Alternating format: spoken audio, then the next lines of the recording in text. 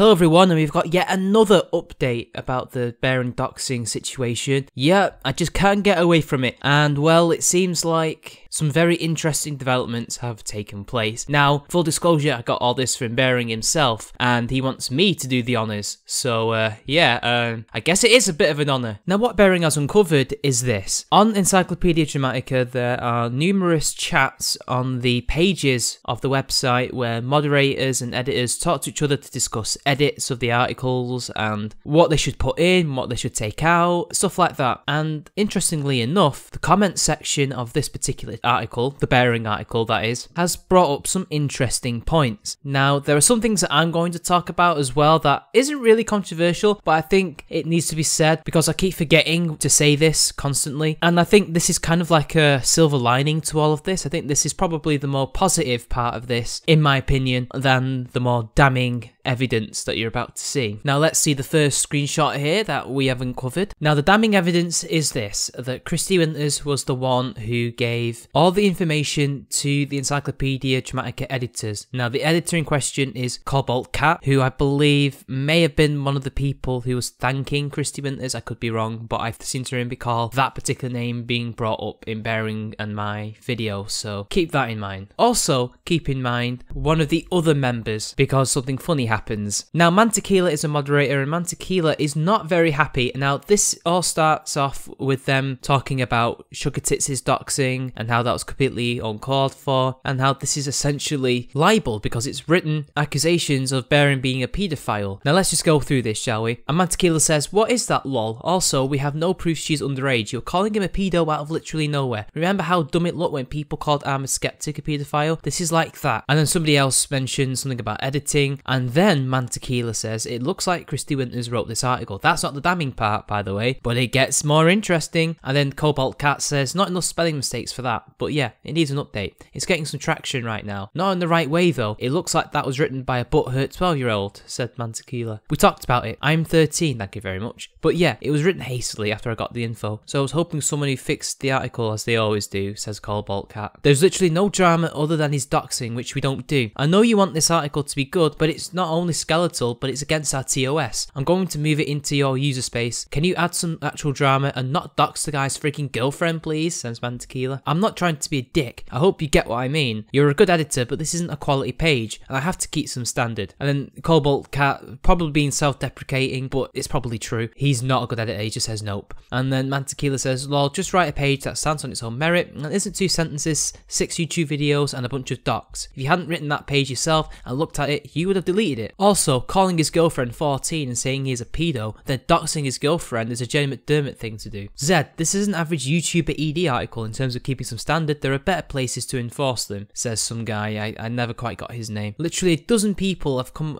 to me asking what the fuck is up with the Bearing page. It looks like it was written by a butthurt feminist. Average YouTube pages don't elicit that response from people," says Mantequilla. Zed is another name for Mantequilla, by the way, people. "Zed, are you sure these aren't just Bearing fans nagging you on Twitter because they think ED is alt-right or something? It might be, but I thought the same thing when I looked at the page, and I'm not alt-right. Anyways, we don't dox people, and we especially don't dox their underage girlfriends. This isn't anything new." Now this is part of the more positive silver lining thing that I mentioned, because here it kind of proves that the website itself was not trying to attack Bearing at all. As I forgot to say, and as I've been saying in the comment sections and on Twitter, ED is not after Bearing. It's users on ED going after Bearing, okay? Let's get that out of the way. Mantequilla is a mod, and he's taking a very hard line stance against doxing because it is against their terms of service. I should know, I checked. So I think we should all just try not and attack the website for this. Yes, the website's cancer, but it covers drama. I guess you're wondering, but Mitch, where is this damning evidence? Well, you're going to see it right now. "She's not underage, she just looks 14, which counts for being underage on ED, says Cobalt Cat. But of course, I don't think that was Sugar Tits. There's no confirmation. A dox is a strong word for a selfie, Zed, I'm just saying. The name of the section was her name, also his full name and place of employment, said Mantequilla. Place of employment was him self-employing himself, which he no longer even does. Zed, please read the article again." I read the article. It read like Kristi Splinters wrote it, which isn't surprising considering that is where all the information came from, says Mantequilla. Now that is the damning part of all this. All the information came from Kristi Winters, and not a single person in this entire page says, "Oh no, she didn't send it us." They seem to be in agreement. Nobody's saying, "No, we got it from somewhere else." They're saying Kristi Winters gave this information to Cobalt Cobalt Cat and